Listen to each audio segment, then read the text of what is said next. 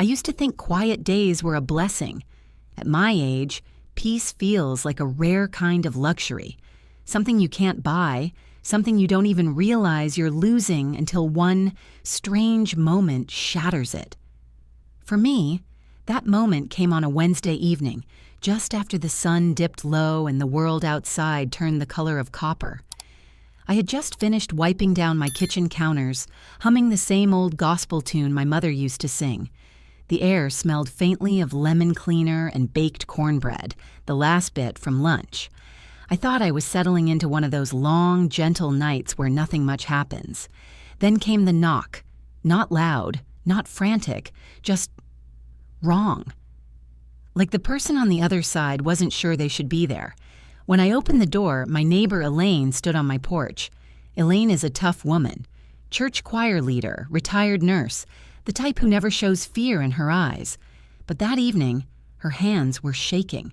She clutched her purse like she was afraid someone might snatch it right from her. "Are you okay?" she asked. Her voice wasn't concerned. It was careful. I told her yes, of course, I was fine. Why wouldn't I be? She swallowed. Well, she looked over her shoulder like she was checking if someone followed her. "I saw you at the store a few minutes ago." I laughed. I honestly thought she was mixing me up with somebody else. People my age get mistaken now and then, especially women with silver streaks in their hair. But Elaine didn't smile. Her lips trembled. "You looked right at me," she whispered. "You even nodded. You had your green coat on. The long one. The one with the missing button."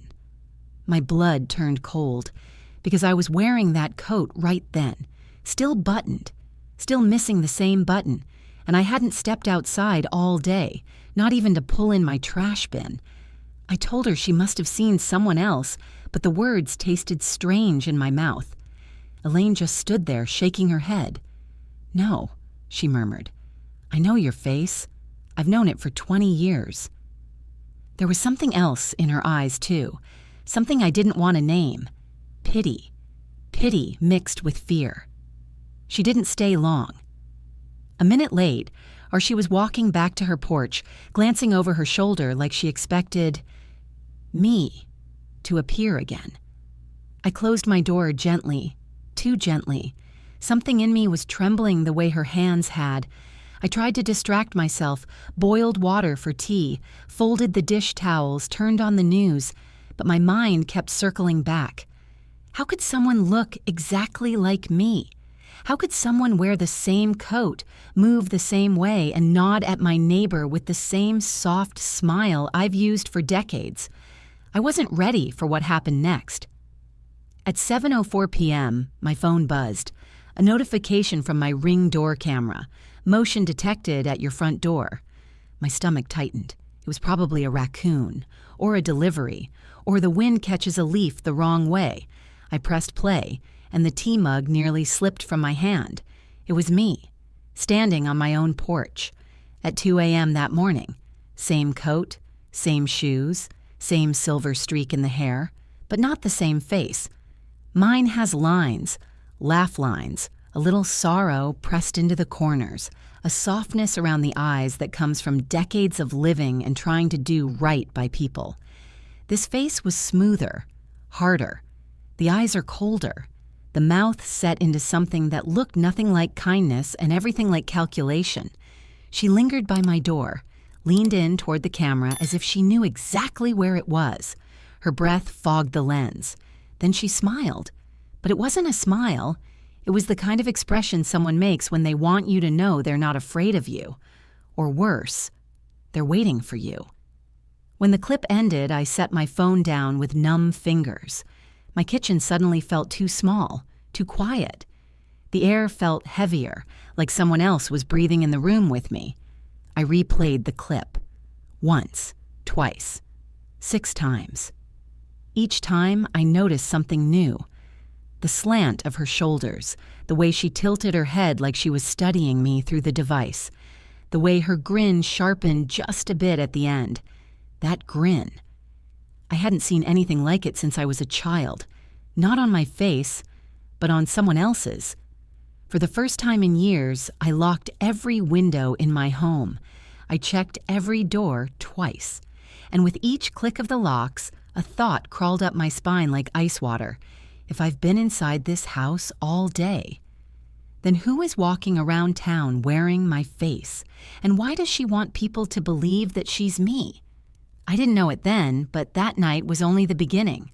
Soon I would discover that the woman in the video wasn't a stranger at all, and the people closest to me, my own family, had been waiting for the perfect moment to use her against me.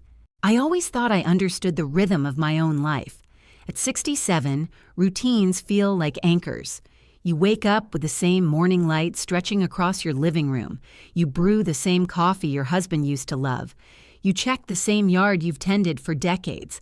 Nothing surprises you anymore. Nothing shifts the ground under your feet. That's why the moment everything changed, it didn't feel loud or dramatic. It felt off, like someone nudged the world half an inch to the left. It started with my neighbor, Elaine. We've lived across from each other for 20 years, long enough that she knows the way I walk, the way I talk, the way I hold my purse against my hip. She's seen me through funerals, holidays, and the long, slow winters where I barely left the house after my husband passed. So when she knocked on my door that evening, her eyes wide, her breath trembling even though the air was warm, I knew something wasn't right. "Are you feeling okay today?" she asked me. The question landed strangely, not compassionate, not casual, almost cautious. I told her I was fine, just tired. I'd spent the afternoon rearranging my living room, trying to make the space feel less empty without Arthur's recliner. I hadn't set foot outside, not once. I barely felt present enough to cook myself lunch. Elaine swallowed hard. "I only ask because, well, I saw you at the grocery store an hour ago." I stared at her. I couldn't even pretend to understand. "What?" I asked. "You were walking past the produce section," she said, "wearing your green coat, the long one, and your hair was in that low bun you always do when it's humid." I said hello, but you just kept walking. You looked like you didn't know me. The longer she talked, the tighter something twisted behind my ribs, because everything she described was correct. My coat, my bun, even the way I walk with my shoulders slightly tilted because of an old injury. But I had been sitting on my couch that entire hour, watching a rerun of a cooking show I've seen 3 times. I laughed it off, too quickly, too lightly. Maybe it was someone with the same coat? Elaine didn't blink. "There's no one on this street who looks like you. Not enough to fool me." Her certainty scared me more than her words. It wasn't what she said, it was the way she said it. Soft, slow, as if she was trying not to hurt me. She left a minute later after squeezing my hand a little too long, like she was comforting someone fragile, like she wasn't sure she should leave me alone. When the door closed, the house felt different, quieter, heavier, like the shadows in the corners had leaned in closer. I sat on my couch, trying to breathe past the strange fog spreading through my mind. Had I forgotten something? Sleepwalked? Was I losing track of time? That's how it starts, isn't it? Stories on the news about older women found miles from home with no memory of how they got there. I've always feared ending my life like that, drifting away piece by piece. But I knew I hadn't left this house.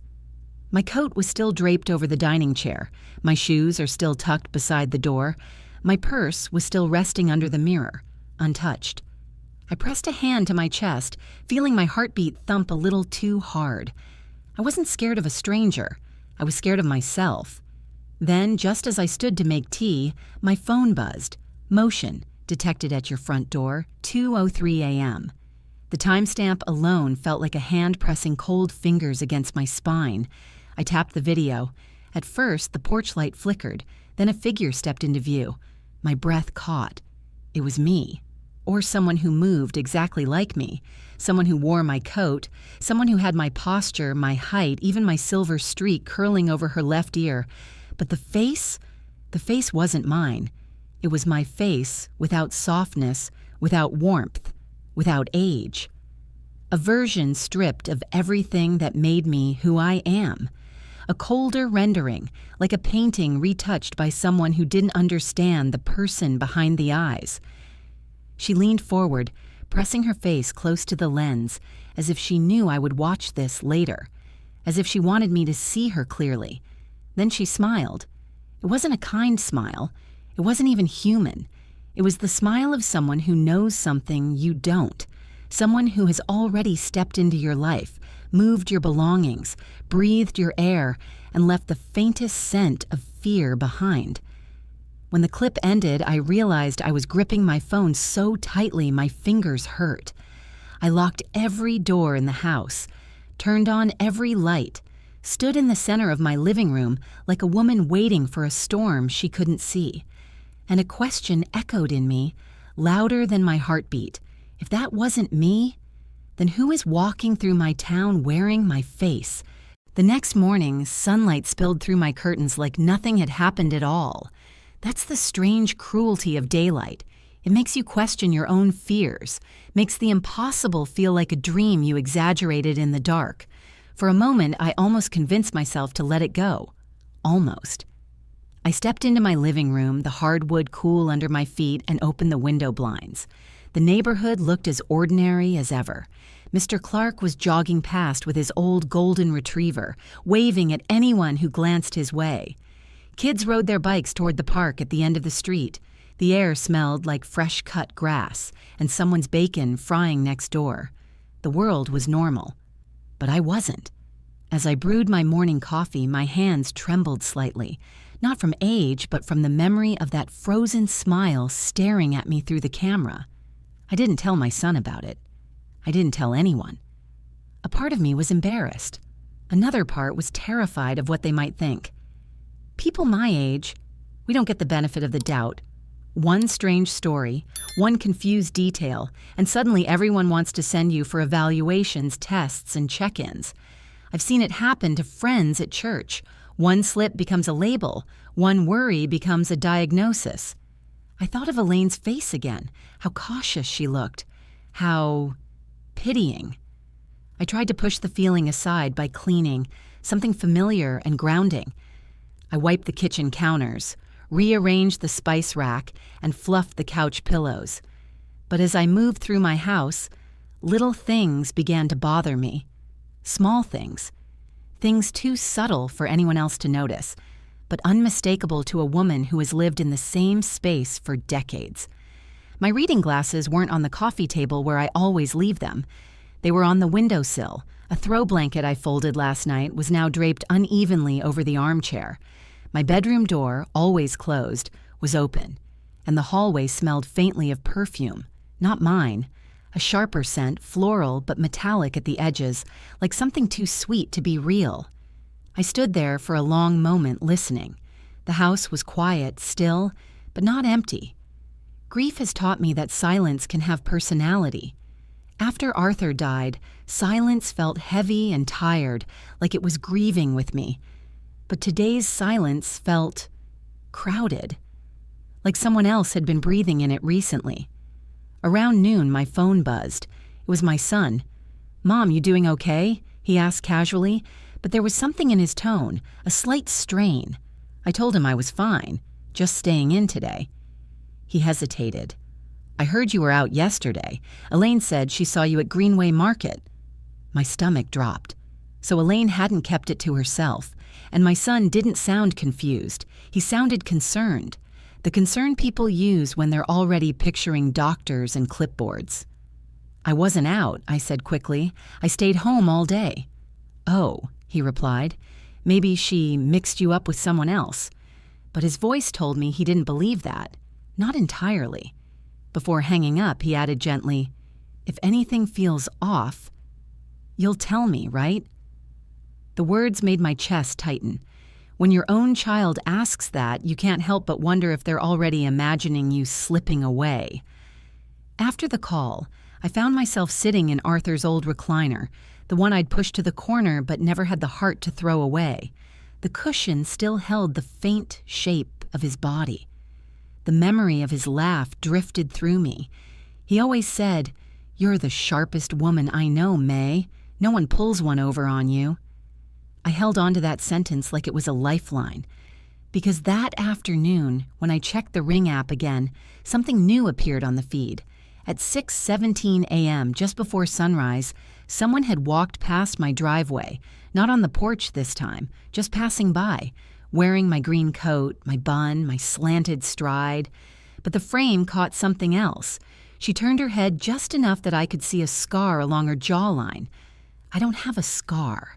And suddenly, the world didn't feel half an inch off-center anymore. It felt like someone had stepped inside my life and rearranged the edges. Someone who knew exactly what they were doing. Someone who wanted to be seen. By late afternoon, I decided I needed milk and a few groceries. I almost reached for my coat, then stopped. The green one hung by the door, my favorite, but now it felt like a costume someone else had been wearing. The thought made my skin crawl. I stayed inside instead. I ordered delivery, made tea, tried to watch television, but nothing held my focus. My eyes kept drifting to the windows, to the street outside, to the shadowy shapes of people walking past, too far to make out, but close enough to stir doubt. Around 4 p.m., my phone buzzed again. Unknown number.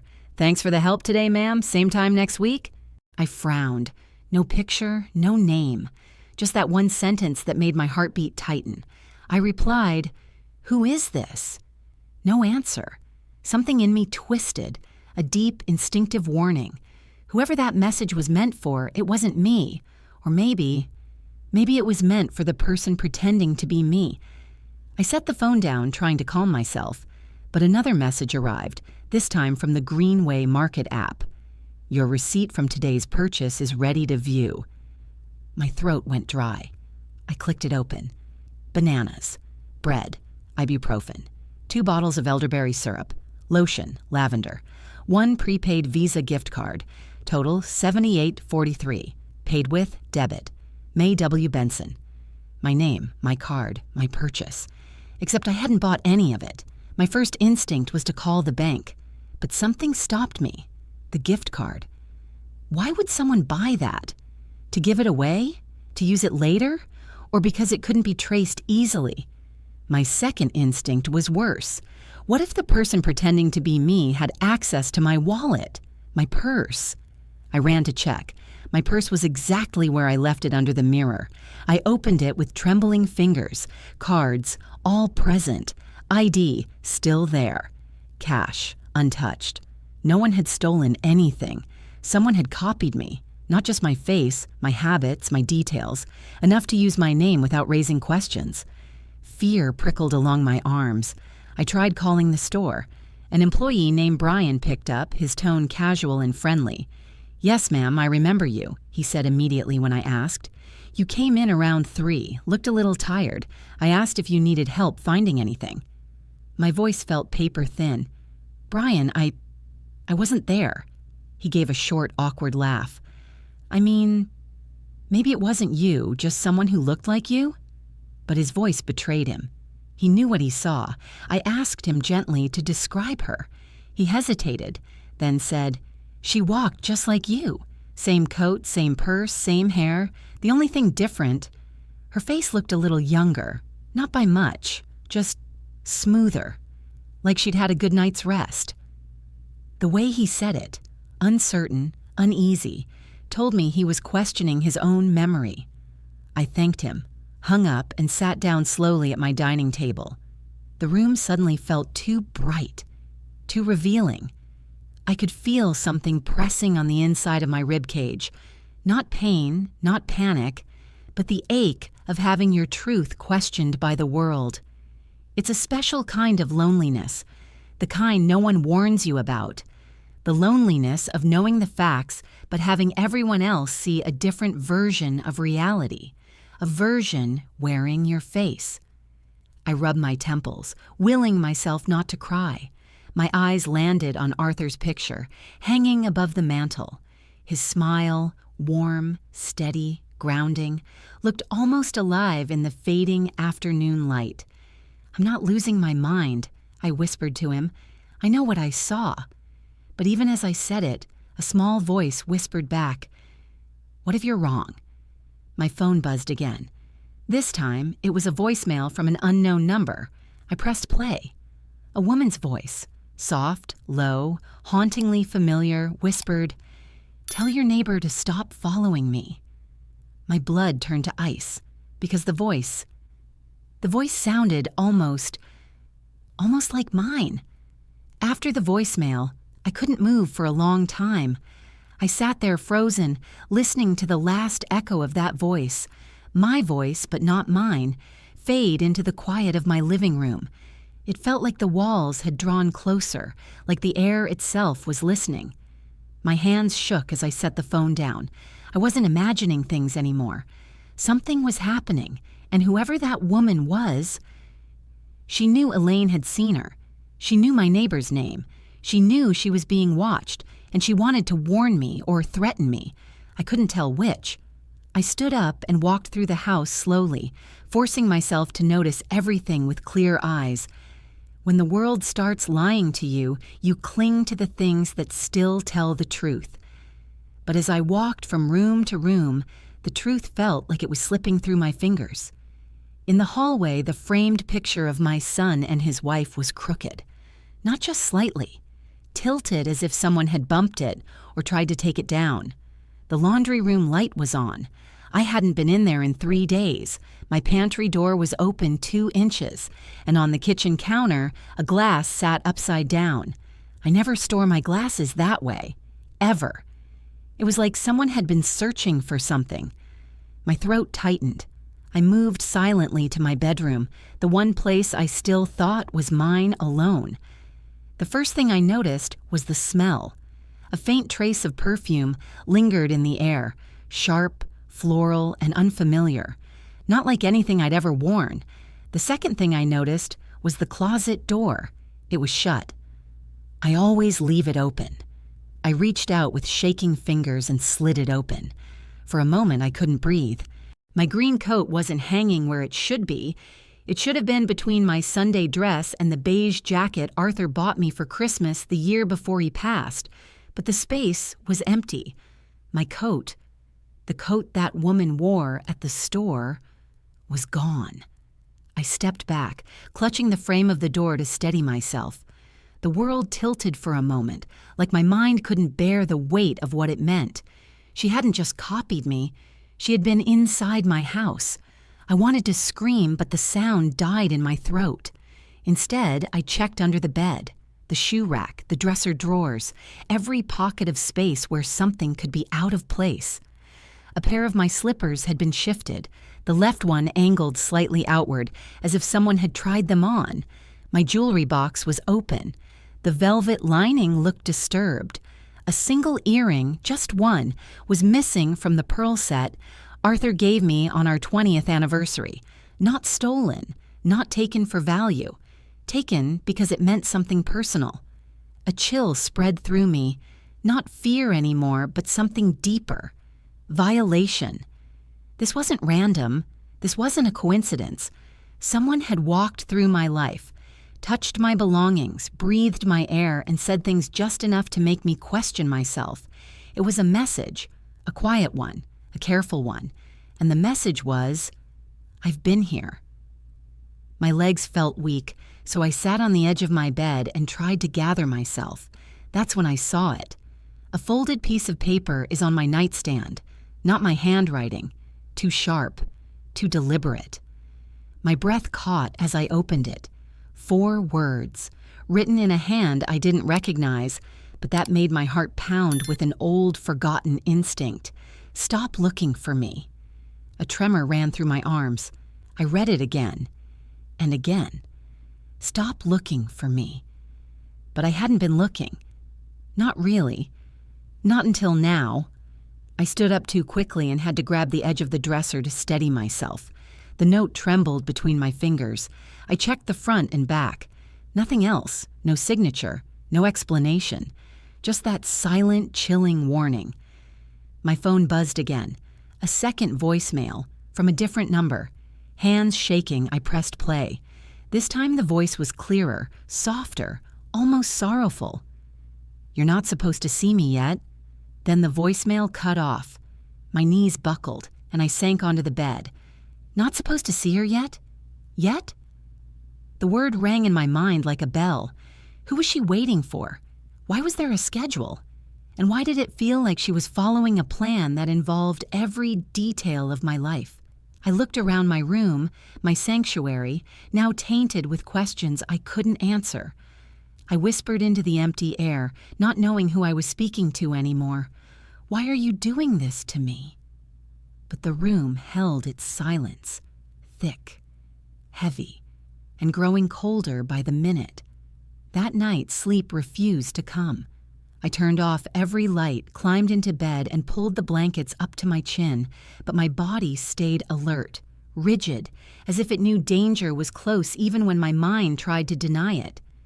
The house creaked the way old houses do, wood sighing, pipes shifting, but every sound felt amplified, pointed, like someone was moving just out of sight. Every 20 minutes, I found myself checking the locks again. Front door, back door, bedroom window, patio sliding glass, all locked, all untouched. But my heartbeat didn't believe it. When grief hits you, you can still tell the difference between sadness and threat. This wasn't grief. This was the feeling I'd only ever had once before, decades ago, when a stranger followed me to my car in a dark parking lot. The sense of being marked, watched, anticipated.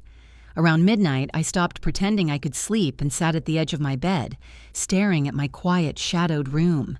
The moonlight slid across the floorboards, turning everything into long, silver lines that pulsed slightly when the wind moved the curtains. That's when the question finally hit me. Am I losing myself? Or is someone trying to make me think I am? The thought broke something inside me. I didn't cry loudly. I didn't weep. I just sat there, letting silent tears fall down my cheeks, their warmth cutting through the cold that had settled in my chest. I whispered into the empty darkness, "Arthur, I wish you were here." And for a moment, the loneliness hurt more than the fear. Just after 1 a.m., when I finally lay back down, exhausted, my phone vibrated. A text from my son. "Mom, can we talk tomorrow? It's important." 4 words that should have been comforting, but instead they felt like a verdict. I stared at the message, my pulse throbbing painfully in my temples. Important. That was the word he always used when something serious was coming. News from work, changes with the kids, his wife's concerns. A memory surfaced. Last month, at dinner, my daughter-in-law gently mentioned that forgetfulness runs in the family. She'd asked, too sweetly, if I wanted her to set reminders on my phone for me. I'd brushed it off then, but now my hands shook. Was she planting seeds back then? I barely slept for an hour. By morning, I looked pale, hollowed out. The sunlight felt too sharp, the world too loud. Even pouring cereal made my hands tremble slightly. At 10 a.m., my son arrived. He stood at my doorway with his gentle smile, the smile he inherited from Arthur. But his eyes were tired, wary, as if he was preparing for a conversation he didn't want to have. "Hey, Mom." "Come in," I said, stepping aside. He scanned the living room as if checking for, I don't know, signs. Signs of what? Confusion? Mess? A mind unraveling? That hurt more than I expected. He sat on the couch. I sat in Arthur's recliner, kneading its familiar shape behind my back. "Mom," he began slowly, "Elaine came by yesterday. She said you seemed a little confused about being at the store." My chest tightened. "I told you," I replied quietly. "I wasn't there." He nodded, but not in agreement, more in acknowledgement. "I know that's what you think." What I think. As if the truth was up for debate. "I stayed home all day," I repeated, firmer this time. He sighed, ran a hand through his hair. "Mom, I'm just worried. You haven't been sleeping well. You said that yourself. And things happen. At your age, sometimes memory—" "Stop." My voice cracked sharper than I meant. "I didn't forget anything. Someone is pretending to be me." The words felt wild in the air, even though they were true. He froze. then slowly said, "Mom, do you hear yourself?" Shame and anger collided in my chest. I stood, walked to the kitchen, and grabbed my phone. "You don't believe me? Watch this." I opened the Ring app, pulled up the 2 a.m. video, and handed him the phone. He leaned forward, studying it carefully. I watched his face, praying for understanding. But after a full minute, he exhaled. "It's dark, Mom." "She stood right there," I insisted. "Look at her hair. Look at her coat." Cameras distort faces sometimes. Shadows can make anyone look different. His voice softened. "Mom, this doesn't look like someone else. This looks like you." The bottom dropped out of my stomach. "No," I whispered. "No, that's not—" But he reached out, placing his hand on mine. "Please let me help. Let me take you to the clinic, just to check everything. Everything. My mind, my memory, my sanity." That was the moment it hit me with brutal clarity. If I didn't hold on to myself, even my own son would believe the version of me that wasn't real. As he talked, gently, calmly, mistakenly, I felt a cold truth settling in my bones. Someone wasn't just pretending to be me. They were preparing the world for a version of me that didn't exist, a version that wandered stores, a version that forgot things, a version that needed help. And if I didn't stop it soon, I'd lose more than my identity. I'd lose my freedom. The morning after my son left, the house felt heavier than ever, as if the very air wanted to crush me flat against the floor. I kept replaying his voice in my head, the softness of it, the concern, and the disbelief underneath. That disbelief stung sharper than anything the stranger with my face had done. I needed air. Not to leave the house completely, just to step onto the porch, breathe the cool breeze, remind myself the world hadn't shifted completely off its axis. But the second I opened the door, a voice called out from the sidewalk. "There you are. I tried waving at you yesterday." It was Mr. Clark, the retired mailman from 2 houses down. He jogged in place, smiling wide, but as he got closer, his smile faltered. His brows knit together. "You okay?" he asked, slowing. "You look different from yesterday." My stomach dropped. "What do you mean, different?" I forced the words through a tight throat. "Well," he said, scratching the back of his neck, "you were out walking early. Must have been around 7. I waved, but you didn't wave back. Thought maybe you were in a hurry." I stared at him. 7 a.m. That was exactly when the Ring camera caught the woman passing my driveway. I shook my head. I wasn't outside. Mr. Clark blinked. "Oh, maybe I got mixed up." But his tone didn't sound convinced. His dog pulled impatiently on the leash, and he gave me a small, uneasy nod before jogging away. He checked over his shoulder twice, something I'd never seen him do before. The minute he disappeared around the corner, a wave of nausea hit me so hard I had to sit on the porch step. My hands shook against my knees. If even cheerful, dependable Mr. Clark saw her, saw someone he thought was me, then this wasn't just my neighbor or the grocery cashier. This was spreading. I forced myself to stand and go back inside, locking the door behind me. I didn't want to see anyone else. Not today. But the world, it seemed, wasn't done with me. Around noon, my phone rang. The caller ID flashed, "Dr. Patel, Greenway Clinic." My breath caught. I hadn't visited the clinic in months. "Hello?" I answered, wary. "Mrs. Benson?" Dr. Patel's voice was calm, professional. "I'm calling to confirm your follow-up appointment from yesterday's visit." My pulse thrummed painfully in my ears. I didn't have an appointment yesterday. A pause, just long enough for me to feel the shift in his tone. "Ma'am, I saw you myself." His words felt like ice water poured over my heart. "You came in around noon," he continued gently. "You asked about refilling your heart medication. We had a brief conversation about dizziness you'd been experiencing." "No," I whispered. "No, that wasn't me." Another long, heavy silence. He cleared his throat. "Mrs. Benson, may I ask, are you alone right now? Is someone else there with you? Anyone who might be using your information?" The question made my skin prickle. He wasn't accusing me of forgetting. He was asking if I was being influenced, manipulated. "Doctor," I said, voice trembling, "I promise you, I wasn't at the clinic. I haven't left my house since Tuesday." He exhaled slowly. "Then we need to look into this. It could be identity theft. It could be someone impersonating you. Please check your purse and card activity." Identity theft. It sounded so clean, so logical, as if identity theft could explain someone wearing my coat, my hair, my walk. I thanked him, but before I hung up, he added quietly, "Whoever came in, she looked remarkably like you, but she moved differently, almost like she was trying to remember how to be you." My knees nearly gave out. After the call, I sat at the kitchen table, staring at the steam rising from the cup of tea I'd forgotten to drink. My heart thumped painfully. Tears threatened again, but I blinked them back. Then the doorbell rang. I nearly jumped out of my chair. I checked the Ring camera cautiously. It was a little girl, Abigail, from the house next door. She was holding her bike helmet and waving. I cracked the door open.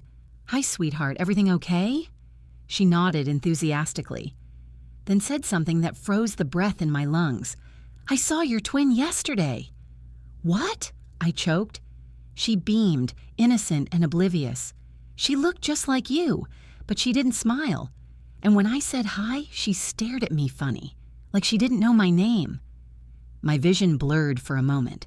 This wasn't just a misunderstanding. This wasn't confusion or shadows or tricks of the light. This was deliberate. Someone had walked around the neighborhood, entering stores, visiting clinics, passing children, using my face like it was a mask. "Where did you see her?" I asked, unable to keep the tremor from my voice. Abigail pointed toward the end of the street, near Mrs. Cole's old house, the empty one. Empty, vacant, a perfect place for someone to hide, to change clothes, to watch. My pulse raced. 3 people in one day had seen her, 3 people who had no reason to lie, no reason to confuse me with someone else. And each story aligned too perfectly. Same coat, same walk, same face, except the eyes. Everyone mentioned the eyes. "They didn't look like yours," Abigail whispered before running back home. "They looked mean." The porch light flickered overhead as her footsteps faded. For the first time in my entire life, I felt like I wasn't living with my shadow anymore. I felt like I was living behind it. And whoever stepped into the light, whoever showed their face to the world, wasn't me. By the time Abigail skipped back toward her house, the world around me no longer felt familiar. My street, my safe, quiet little street, felt like a stage someone else had stepped onto, whispering lines that sounded like mine, walking in steps that echoed mine, casting a shadow I no longer recognized. I closed the door slowly and leaned my back against it, trying to steady my breathing. My hands wouldn't stop shaking. The girl's words played on a loop in my mind.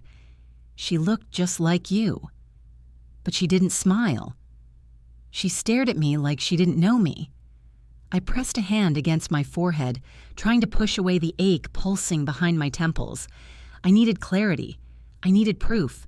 I needed something, anything, to help me understand what was happening before I lost myself completely. I walked to my kitchen drawer and pulled out a notebook. One Arthur had bought for me years ago when I tried to start journaling. The cover was worn, the pages untouched. Not anymore. I sat at the dining table, flipped to the first page, and began writing. Wednesday. Neighbor Elaine said she saw me at the grocery store. I did not leave the house. Ring camera, woman at 2 a.m. wearing my coat. My handwriting trembled across the lines. I took a deep breath and kept going. Thursday. Mr. Clark waved at me during morning walk. Dr. Patel claims he saw me in the clinic. Voicemails from an unknown woman. Abby saw my twin. Green coat missing. Jazz perfume smells in the bedroom. Missing pearl earring. Seeing it all written down made my chest tighten. This wasn't forgetfulness. This wasn't confusion. This was a pattern, a trail. Someone was trying to build a world around me where I no longer recognized myself and where no one else did either.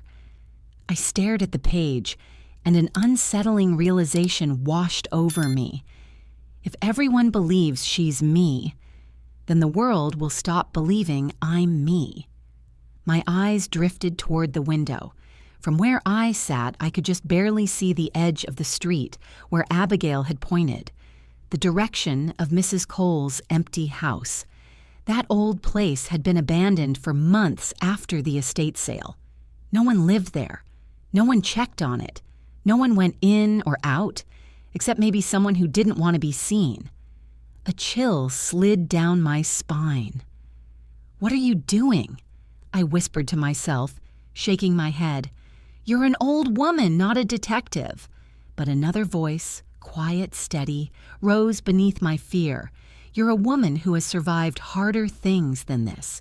You're a woman who has buried a husband, raised a son, and held a family together with your own hands. You are not losing yourself, and you are not letting someone steal your life." I stood, walked to my hall closet, and grabbed my shoes. Not the green coat, never that coat again, but a plain sweater and a scarf. Something neutral, something unrecognizable from a distance. Before heading out, I slipped the notebook into my purse. Then I paused, went back to my bedroom, and picked up my phone. I opened the camera and took photos. Every room, every angle, every object. If anything changed while I was gone, I would know. I hesitated at the front door. For the first time in my life, I was afraid to walk into my own neighborhood. But fear or not, I turned the knob. The air outside felt colder than it had any right to be. The afternoon sun was dipping low, casting long, eerie shadows across the pavement. Each one felt like it belonged to someone I couldn't see. I took a careful breath and stepped off my porch. Every part of me wanted to turn back, go inside, pretend nothing was happening. But my feet kept moving, slow at first, then steadier, as I walked toward the end of the street, toward the cul-de-sac, toward the house Abigail had pointed to. The abandoned house stood silent, boarded windows half covered, paint peeling from the siding like old skin. Weeds curled around the porch rails. It looked forgotten, but something about it hummed with a strange, invisible presence, a feeling in the air that wasn't quite emptiness, like the house wasn't abandoned at all, just waiting. I tightened my scarf and whispered to no one but myself, "If she's hiding down there, I'm going to find her." The walk toward Mrs. Cole's abandoned house felt longer than it ever had when she was alive. Back then, I used to bring her peach cobbler on Sundays, and she'd sit on the porch humming blues music while telling me stories about her 3 husbands. The house was full of life then, laughing, cursing, singing, and sometimes all 3 at once. Now it looked like it was holding its breath. The closer I got, the quieter the world became. Even the birds seemed to avoid the cracked roof and peeling paint. The grass was overgrown, curling up against the porch steps like long, reaching fingers. I stopped at the edge of the walkway. A part of me expected to turn around, to give in to the tremor of fear rising up my spine. But then I remembered the voicemail, the note, the missing coat, the scar on the woman's jaw. I wasn't imagining this. Someone was pretending to be me. And if she was using that house, I needed to know why. I pulled my phone from my pocket and opened the camera just in case, not to record, but to feel less alone, like I had another witness, even if it was just a small rectangle of glass. My feet crunched over the dry leaves as I climbed the first step of the porch. The wood groaned under my weight. The door was closed, but a thin sliver of light escaped from the gap at the bottom, something I hadn't expected in an abandoned home. I froze. Someone was inside. I held my breath and leaned closer, not enough to be seen from the other side, but enough to listen. At first, I heard nothing, but then a soft sound, fabric rustling, a drawer sliding, footsteps, slow, measured, unhurried, like someone who wasn't worried about being discovered. My heartbeat pounded in my ears as I stepped back off the porch. I didn't want to confront her. Not yet. I needed to see her first. I needed proof. I slipped around to the side of the house, careful not to step on branches. As I moved, a cold gust of wind swept across the yard, and for a moment I smelled it again. Her perfume. Sharp, floral, metallic. It made my stomach tighten. There was a narrow path between the house and the fence. I followed it until I reached the back corner, where a small basement window sat half buried under leaves and dirt. Light flickered behind it.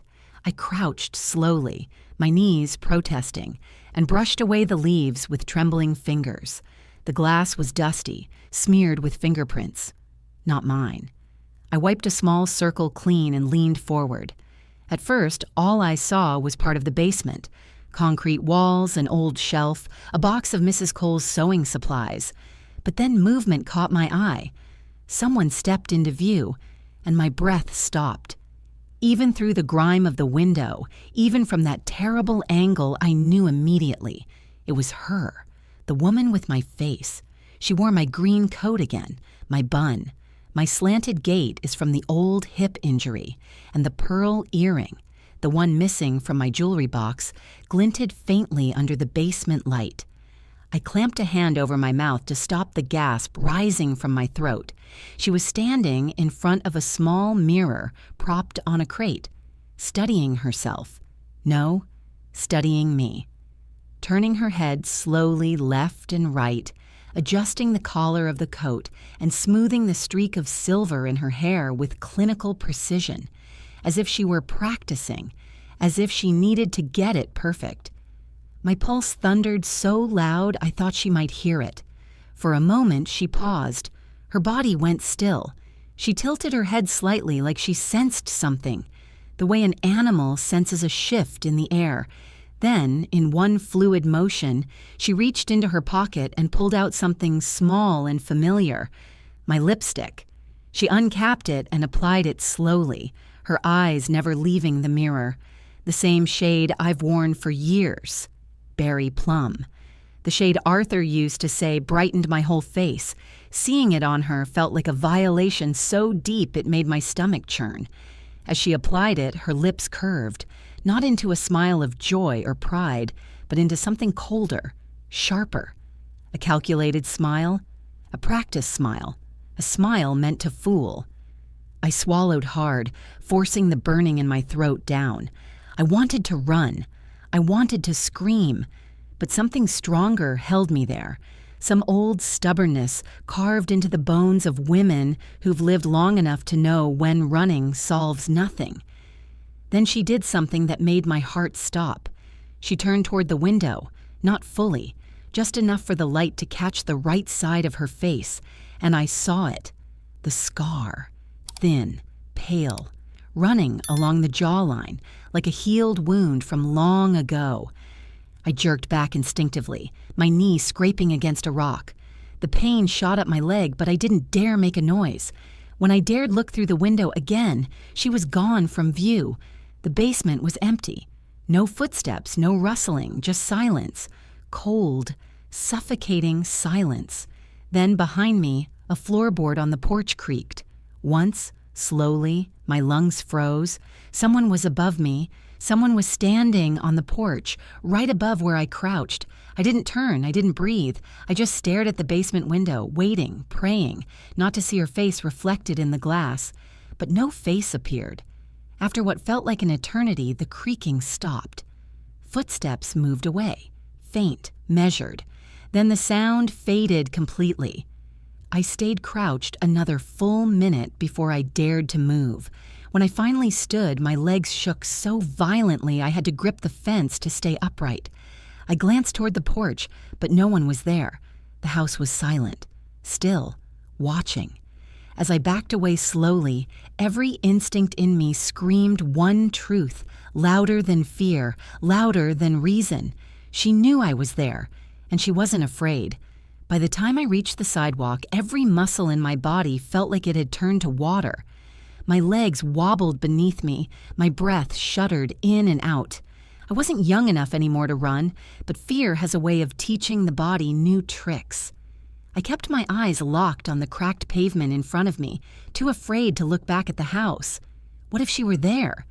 What if she was watching from one of the darkened windows?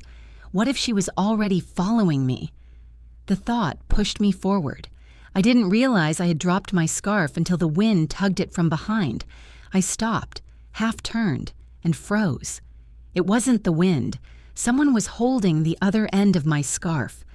Slowly, agonizingly slowly, I followed the line of fabric with my eyes, and there she was, standing in the middle of the walkway, wearing my missing green coat, my pearl earring, my bun. The woman with my face. Only now, up close, the similarities were far more terrifying. Her skin tone matched mine almost exactly, warm brown with the faintest golden undertone. Her posture mimicked the way my hip injury made me shift my weight. Even the little wrinkles at the edges of my eyes seemed copied. But the scar, that thin, pale line tracing her jaw, was real and unmistakable. Her eyes met mine, and for a heartbeat, the world stilled. A pressure filled the air between us, thick like humidity before a storm. She stepped forward, letting the scarf slide from her fingers. "You shouldn't be here," she said quietly. Her voice was like mine, but lower, rougher, like someone who didn't speak often. I tried to breathe, tried to form a word. Who are you?" She tilted her head, just as she had in the basement mirror, studying me with unsettling precision. Then she said something that made my knees buckle. "I'm your sister." I blinked, stunned. I don't have a sister." A sad sort of smile flickered across her face. "That's what your mother told you." The ground swayed under me. "My mother," I whispered. "She never mentioned—" "She wouldn't." The woman stepped closer. "She left me at St. Cornelia's Home for Girls the week after I was born. I was the one she didn't keep, the one she didn't want." A cold ache shot through my chest. "No," I breathed. "My mother, she wasn't perfect, but she wouldn't keep 2 babies, the woman said, matter of fact. She could barely raise one. You were the one she chose, the one who got the family, the one who got the house, the life." I staggered back, the weight in my chest turning heavy with guilt I didn't even understand yet. "I never knew," I whispered. "I swear to you, I never knew." She exhaled sharply, her jaw tightening, the scar pulling slightly. "I didn't come here for you," she said. "I came because someone paid me." My heart dropped. "Paid you?" The words scraped against my throat. "Paid you? For what?" "To be you," she said simply. The world tilted. My legs nearly gave out. She watched me with eyes too steady, too familiar, too filled with something that wasn't quite hatred, but wasn't forgiveness either. "Your daughter-in-law found me," she continued, "showed me pictures of you, told me your walk, your habits, your voice, everything." I felt sick. "She said you needed help," the woman went on, "said you were losing your mind, said the family was worried. She told me if I could walk around town, acting confused, asking strange questions, looking lost, then she could get the courts involved, get guardianship, get your house." I couldn't breathe. Cold needles crawled up my arms, settling into my chest like ice. "She didn't tell me it was wrong," the woman said. "She didn't tell me it would hurt you. She just said you'd be cared for, that you had dementia, that it was for your own good." I covered my mouth with both hands. Tears burned behind my eyes. The betrayal struck deeper than anything I'd ever felt, deeper than losing my husband, deeper than the loneliness that followed, my own family, my own daughter-in-law. "How long?" I whispered. "How long have you been doing this?" 2 months, she answered. "At first, I only walked past your street. Then she wanted more. Visiting the clinic, going to the store, leaving traces." Her gaze softened. "You weren't supposed to see me, not yet." "And the voicemails?" I pressed. She nodded. "I was trying to warn you and to warn myself." Her voice wavered for the first time. She promised she'd help me. A place to stay, money, a new start. She looked down, ashamed. But she lied. She always had a new task, a new place to appear, a new errand to run as you. My stomach twisted. And yesterday? I whispered. Why did you go to the clinic? Why pretend to be me there? She hesitated, then said, she told me to. Said she needed one more record, one more witness to say you were slipping. Her lip trembled. She wanted to make you look sick. A cold, fierce anger rose in me like a tide. My daughter-in-law wasn't just manipulating me. She wasn't just trying to gaslight me. She was building a case, a legal case, piece by piece, witness by witness. So why stop now? I asked, voice raw. Why tell me this? The woman, my sister, took a step closer. Her eyes glistened under the faint evening light. Because she told me to get into your house next. Her voice cracked. To move things, to make it look worse. My breath hitched, but when I went inside, she swallowed hard. When I saw your life, your photos, your things, I realized you weren't the woman she described. You're kind, you're loved, you're stable. You don't deserve this. A tear rolled down her cheek. I can't do it anymore, she whispered. I stared at her. This stranger, this mirror of me, this shadow born from a past I never knew I had. And for the first time since this nightmare began, something shifted inside me. A spark, a clarity, a quiet surge of strength. Then help me stop her, I said. My sister lifted her chin, and in that moment something like resolve lit her eyes. I will, she murmured, but you need to know something else. She leaned in. She isn't working alone. Her words, she isn't working alone, hung in the air like a storm cloud ready to break open. My breath stalled. My pulse throbbed painfully in my chest. What do you mean she's not alone? I whispered. My sister glanced around us, scanning the street like she expected someone to appear from the shadows. Only when she was certain we were alone did she step closer. She told me things. Not at first, but later, when she needed me to do more dangerous things. A chill slid down my back. Dangerous? She nodded. Breaking into your house, moving your belongings, leaving things out of place, wear your coat and walk past the clinic cameras, visiting your pharmacy and asking the pharmacist the wrong questions. My stomach knotted. Every little inconsistency I'd noticed, every small shift, every whisper of doubt. None of it was accidental. All of it had a purpose. To build a case, I murmured.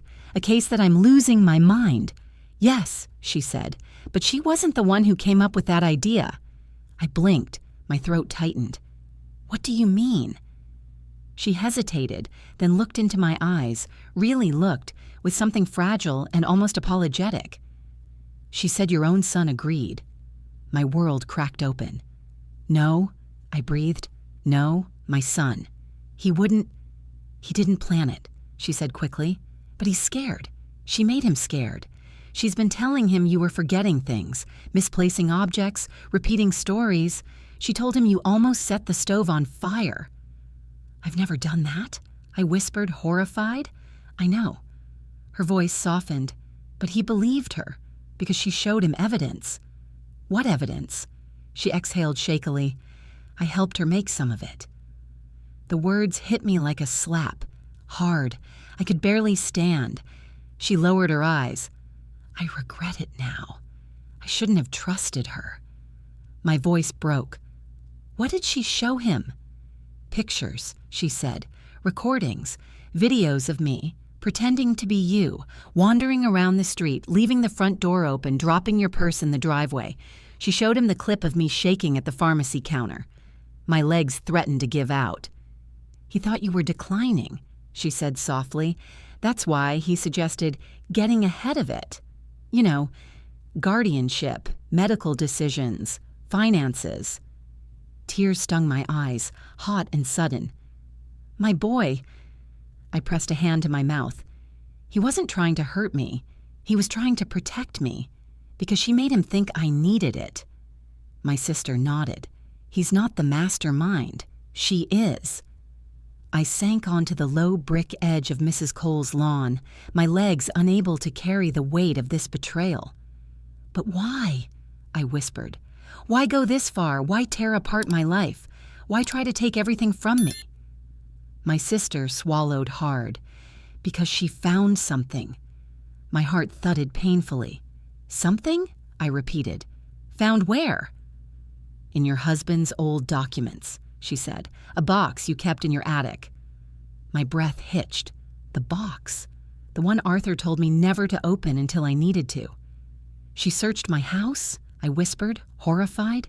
Yes, my sister said. She went through everything, every drawer, every closet. She watched you sleep one night and snuck into the attic while the house was quiet. My skin crawled. What did she find? My sister drew in a trembling breath. A legal file. From years ago. Something your husband set up before he died. A trust. A trust, I echoed. A very large one, she said. One you didn't know about. Once your husband is split between you and the sister he never knew you had. My heart lurched so violently I had to grip the edge of the brick for balance. What? I croaked. Arthur. He knew about her? She nodded slowly. He found out your mother had given up a daughter. He searched for me, tried to reach out, but he died before he could tell you. I pressed my fingers to my temples, the world tilting and spinning. And the trust? I forced out. Your daughter-in-law found it, she said, but she didn't want to share it. She didn't want your sister to get her half, and she didn't want you to control your half. Her voice lowered, so she decided to take control of both. A cold wave rolled down my spine. She'd get everything, I whispered. All she had to do was make me unfit and make my sister disappear.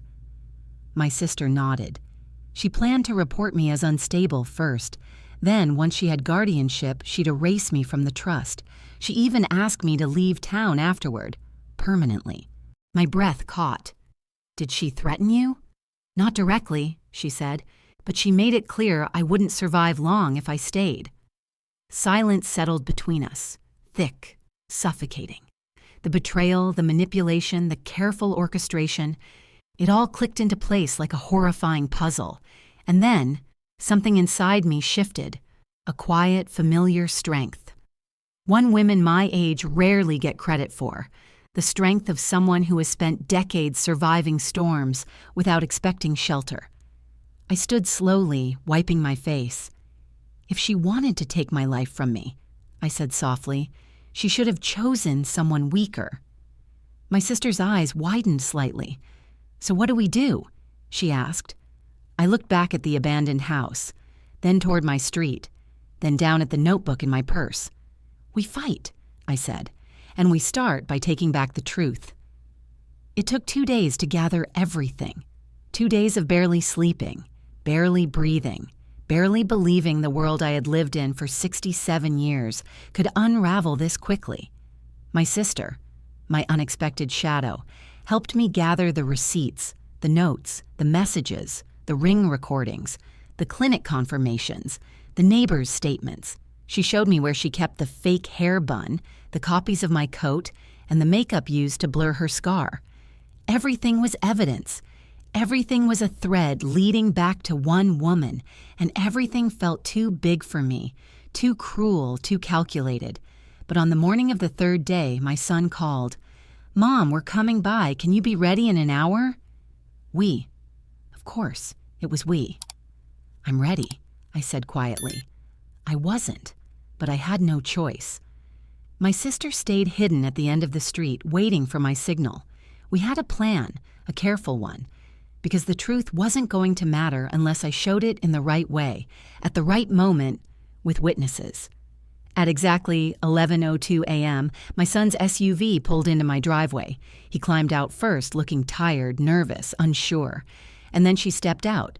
My daughter-in-law, her perfect hair, her perfect smile, her perfect little cardigan made her look soft and harmless. Soft, harmless, like a snake in lace. "Hi, Mom," she chirped too brightly, her voice dripping with false concern. "We thought it would be good to sit down and talk, as a family." I forced a smile. "Of course. Come in." Inside, my son hovered anxiously, but she walked in with confidence, like she owned the place already. She scanned the living room subtly, checking if anything had changed, if I looked worse, if her plan was moving the way she wanted. I gestured for them to sit. "So," she began, folding her hands neatly on her lap, "we've all noticed a few concerning signs lately." I kept my face calm. She continued, "The neighbors say you've been wandering. The pharmacist mentioned unusual behavior. Dr. Patel said you forgot your appointment. Even our kids said you seemed confused." She turned and gave my son a soft, wounded look. The kind that says, "I'm trying so hard to help your mother. This is so hard on me, too." My son nodded slowly. "Mom, we just want to understand. And we want what's best for you," she added quickly. "Truly." I leaned back in my chair. "Is that so?" "Yes," she said earnestly. "That's why we discussed maybe looking into guardianship, just to make sure you're safe." Guardianship. There it was. The word she had been threading into every conversation for months. The golden key to my assets, my home, my life. I let a long silence settle. Then I said softly, "Would you like to see something?" She blinked. "See what?" I reached for the folder on my table, a thick one, stuffed with documents, receipts, screenshots, and statements. "Proof," I said. "Proof that I am not confused. Proof that someone else has been pretending to be me." Her face paled. My son frowned. "Mom, we've talked about this." "No," I said firmly. "You haven't heard everything." I opened the folder and pulled out the photo Dr. Patel emailed me. The security cam shot of the woman in my coat at the clinic. Then the screenshot of the grocery bill I never made. Then the text message thanking me for help I never gave. I slid them across the table. My daughter-in-law stared at them, frozen. "And here," I added calmly, "is the ring footage." I handed my son the tablet. He watched. The 2 a.m. clip of the woman on my porch, the 6 a.m. passing of my driveway. His eyes widened slightly, confusion tightening around his mouth. "Mom, what is this?" I turned to my daughter-in-law. "Why don't you explain it?" Her breath caught. "Me? I don't even know what this—" I interrupted. "Let's bring in the person who does." I walked to the front door, opened it, and stepped back. And my sister, her face uncovered, the scar visible, wearing her own clothes, walked inside. My son gasped. My daughter-in-law shot to her feet. What is this?" she sputtered. My sister's eyes were calm, steady. "Hello." My son stuttered. She looks like me?" I finished softly. "Yes, she does." My daughter-in-law's face drained of blood. My sister stepped forward and placed a small stack of cash and a prepaid card on the table, the ones she'd been paid with. "She hired me," my sister said, her voice even. "She trained me to walk like her, to talk like her, to be seen in places where May wasn't." My son's mouth fell open. His eyes swung toward his wife. "Is this true?" he whispered. She shook her head wildly. "No, this is insane. She's lying. This woman, this stranger, you can't trust her." But my sister kept going. She told me May was losing her mind. She said the family needed proof. She asked me to confuse the neighbors, the pharmacist, and the doctor. She even asked me to go inside the house. My son turned gray. My sister reached into her pocket and pulled out the pearl earring, the missing one, laying it gently on the table. My daughter-in-law staggered back as if struck. "Stop," she snapped. "Stop lying. You're setting me up. You two planned this." "She also told me," my sister continued, "that if May were judged incompetent, she would control the trust accounts. All of them." My son's eyes widened. Trust? What trust? The room went still. I felt my throat tighten. Your father left us both a trust, I said quietly. He discovered years ago that I had a sister. He meant to tell me before he passed. My son stared at me in shock. My daughter-in-law's voice cracked. She's lying. Your mom is lying. This is all. Enough! My son shouted. The silence that followed was absolute. He turned to his wife slowly, horror dawning in his eyes. Did you do this? His voice trembled. Did you manipulate me? Did you make me believe my own mother was losing her mind? She opened her mouth, but no words came, and sometimes silence is the loudest confession. My son stepped back from her, shaking. Oh my God, he whispered. What have you done? She broke then, her face twisting, her voice sharp, desperate. I just wanted a better life. I just wanted security. You think your mother would leave us anything? You think she'd ever listen to me? I did what needed to be done. My son recoiled. I stood up slowly, feeling a strength I thought I had lost forever. This house isn't yours, I said softly. My mind isn't yours. My life isn't yours. She glared at me, breathing hard. You ruined everything. No, I said quietly. You did. And then my son said the words that ended it all. Get out. Her lips trembled, her eyes burned, but she left, slamming the door behind her. The silence afterward was long, painful, and holy. My son sank into a chair, covering his face. Mom, I'm so sorry. I placed a hand on his shoulder. It's not your fault, I whispered. It's time we rebuild, together. My sister stepped closer. For the first time, I didn't see a stranger wearing my face. I saw family. The days after the confrontation felt strangely quiet, like the house itself was healing. No more footsteps that didn't belong. No more perfume that wasn't mine. No more shadows that moved the wrong way across my walls. Just stillness. Gentle, honest stillness. My son came by every morning. At first he didn't know where to begin. He carried the weight of guilt in his eyes, something heavy and old, even though I kept telling him he wasn't the one who hurt me. Still, he brought groceries, fixed my porch light, sat with me for hours just so I wouldn't be alone. Sometimes he cried. Not loudly, just a small breaking in his voice when he said things like, I should have known, and I should have trusted you.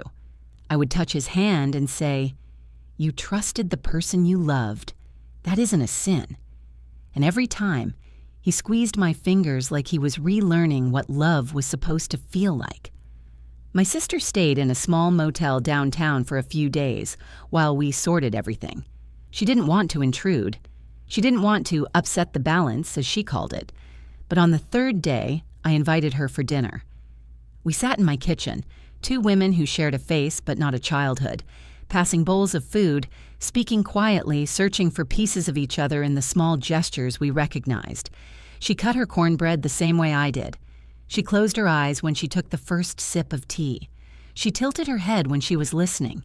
For a moment it felt like looking at a version of myself that had walked a darker path, survived harder winters, carried a different kind of loneliness. I'm sorry for everything I did, she said quietly. I reached across the table and covered her hand with mine. You were doing what you needed to survive, I whispered. We both were. Her eyes glistened. I didn't think family existed for me, she admitted. Not anymore. I swallowed past the tightness in my throat. Well, you have it now. And we both smiled, not the practiced cold smile she'd used while pretending to be me, but something real, something fragile, something hopeful. Later that night, after she left, I stood alone in my living room. The house felt different, not haunted but open, like it had finally exhaled after months of holding tension in its walls. I walked to the mantel and adjusted one of the old photos of Arthur. I hope you're proud, I whispered. Because the truth is, I didn't just fight for myself. I fought for the life we built together. I fought for the home we made. I fought for the pieces of me he always said were worth protecting.